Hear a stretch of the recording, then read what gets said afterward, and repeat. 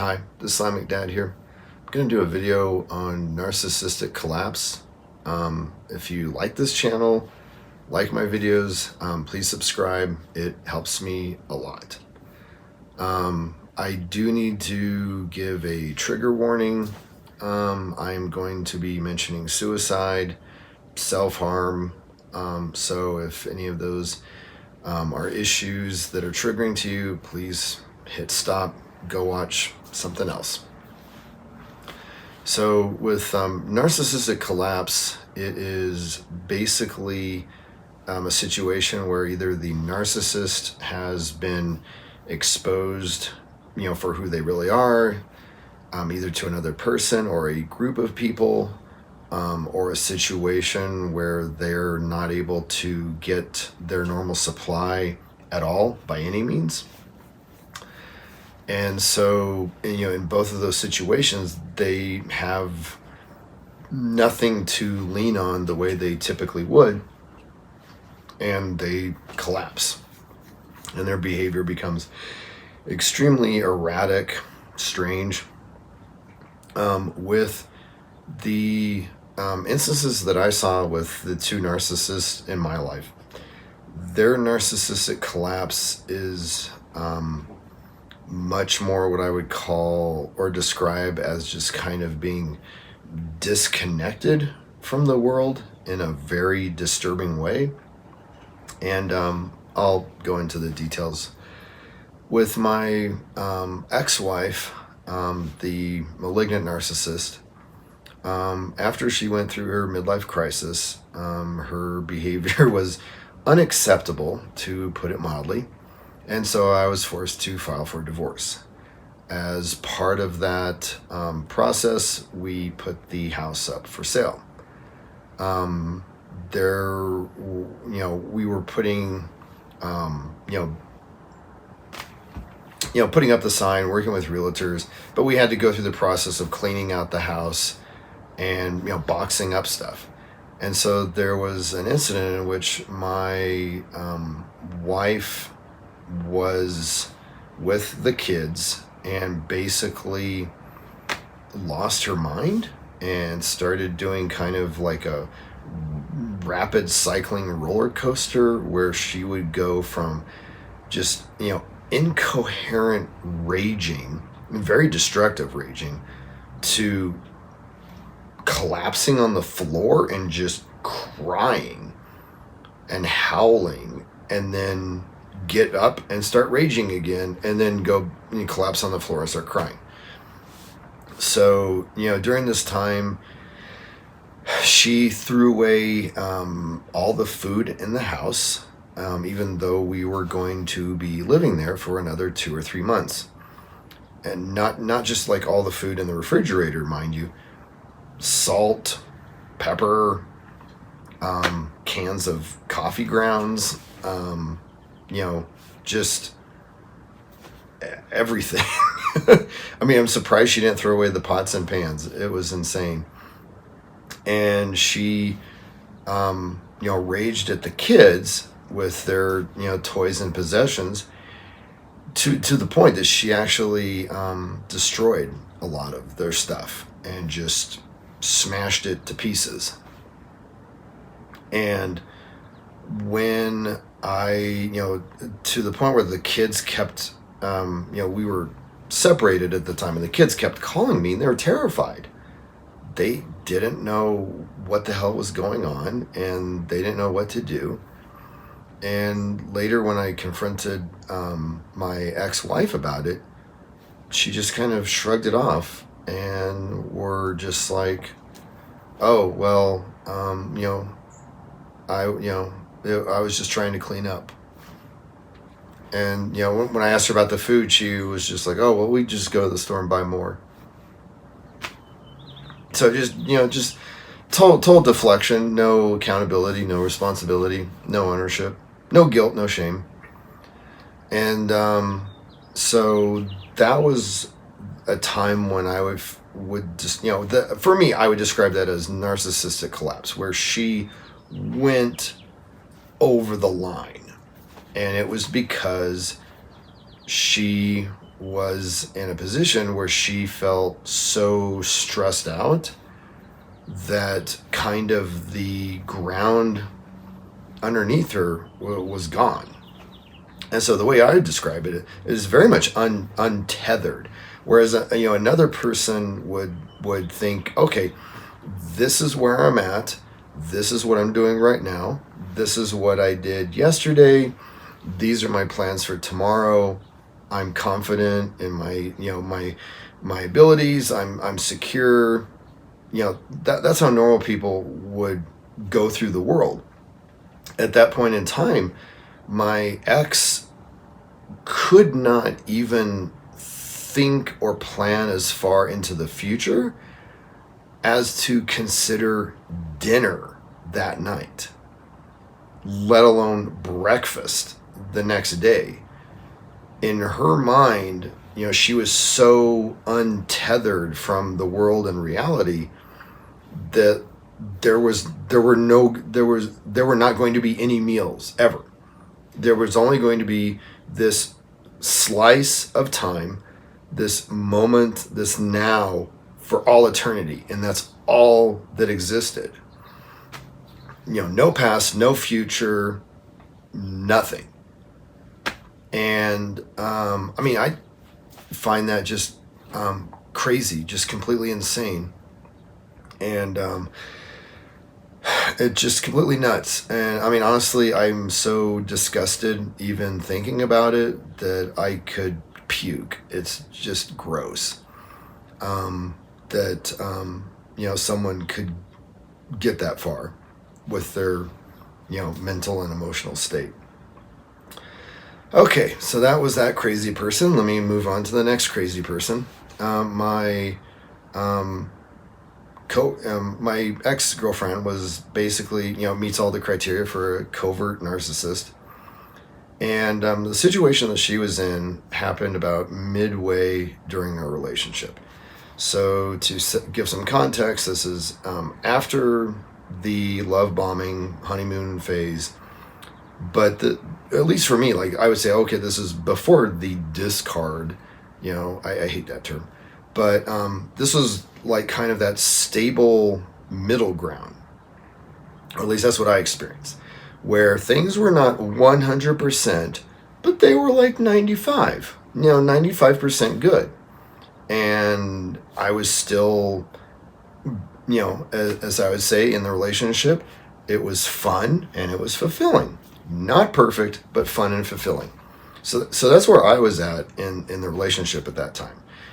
She, at the time, was living in an apartment, and she was going to move into a house. At that time, the housing market was completely insane. Houses were selling within 12 hours of being put on the market. Houses were being sold without people ever actually looking at them. They would see an address, a square footage, a year built, and make an offer. The offers being made were typically $40,000 to $50,000 over asking price. So that was the environment. And so my ex-girlfriend had gone through this, and every time she would find a house, it would already be under contract. And so that would be, disappointing to her. And then she would find a house, make an offer, and then someone will make a better offer by $10,000, $20,000. And then she'd be more disappointed. So through this process, she's being ground down. And she finally found a place, put an offer in, they accepted, and then they did the inspection. During the inspection, they found a lot of issues with the heating and the air conditioning and stuff. And this just sent her into a free fall. Because the situation she was in was that she was in an apartment where the lease was ending, and they had to take care of this stuff with the inspection before the closing, blah blah blah, because of the loan, blah blah blah, and so that was getting pushed back, and so she was honestly looking at the possibility of just basically being homeless or without either of those places to live for a couple of weeks. And it was too much for her. And so there was a point where she reached out to me in the morning, and this is middle of the work week, and said, I'm going to commit suicide. And I don't know, I'm old, so not my first rodeo, so I wanted to assess things. And so I wanted to see, okay, to what extent is this a cry for help, and to what extent this is the real deal. And please understand, I'm not minimizing a cry for help. A cry for help is still a cry for help. You get off your ass, you help that person. It's not a game. But I wanted to assess whether they were in immediate danger or not, is what I was doing. I just want to clarify that. And she told me exactly how she was going to do it, which is serious. And so I hopped in my car, sped over there, came right in. She was collapsed on the floor. She hadn't done anything, but she was just in this state where she was in such a dark, depressed state that she, kind of couldn't move. And to be clear, I mean, she was a covert narcissist, so there was an element of wanting sympathy, wanting attention. That was there. But honestly, this was different.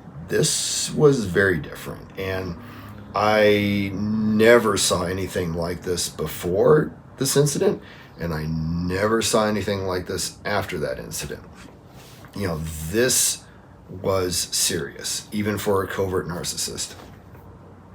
So, once I was there, I, addressed the way that she was planning or threatening to harm or, off herself. I took care of that, so that was not a possibility for her.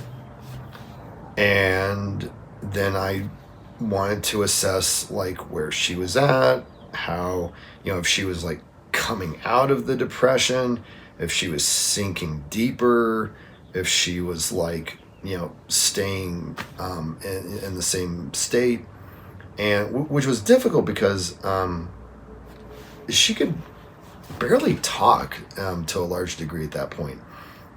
It was kind of hard to get anything out of her. And anyways, I continued to assess things, and I realized or decided that this was serious.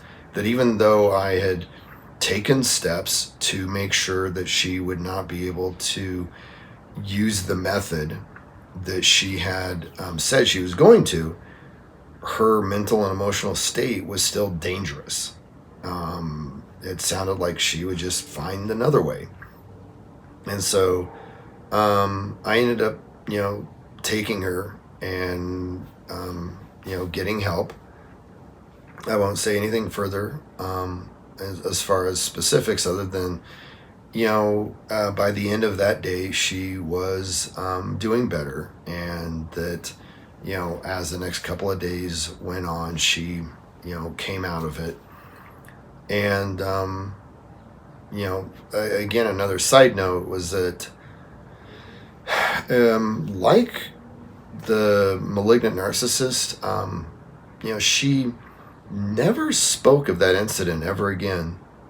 I don't know if it was because of shame or something else, but, it's just something that kind of makes me scratch my head, because with narcissists, they're always wanting this attention, especially covert narcissists. So I thought, other people would be always bringing this up, remember the time, or, don't do XYZ, or else I'll go back to how I was that day.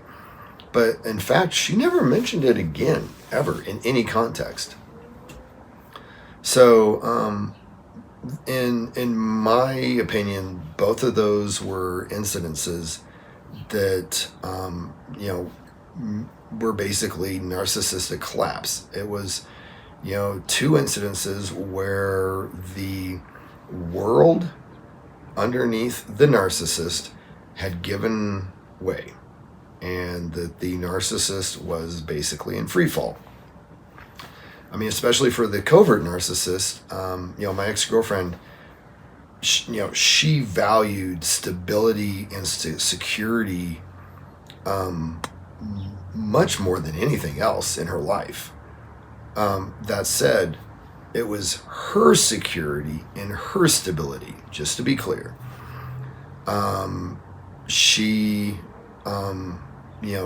would take elaborate steps to make sure that she always had, financial security, job security, housing security, transportation, car security, all that type of stuff was very much number one in her life. And so to have a situation where she was looking at the possibility of being, homeless or without like a permanent residence, I imagine that was terrifying to her. That, from her perspective, it was the worst possible thing that could ever happen, because it was, just basically throwing her, up into the air to be blown around like, a leaf in the wind. And again, I think that's kind of how my ex-wife felt too, with moving, for whatever reason, that the stress of the change and going through this process, had gotten to her to the point where she felt there was no ground underneath her. And both types of narcissists, control is such a central aspect of narcissism, that I think that's a big key point, is that to the extent that a narcissist feels that control's been taken from them, that pushes them towards that narcissistic collapse. So hopefully this video's been helpful. Thanks.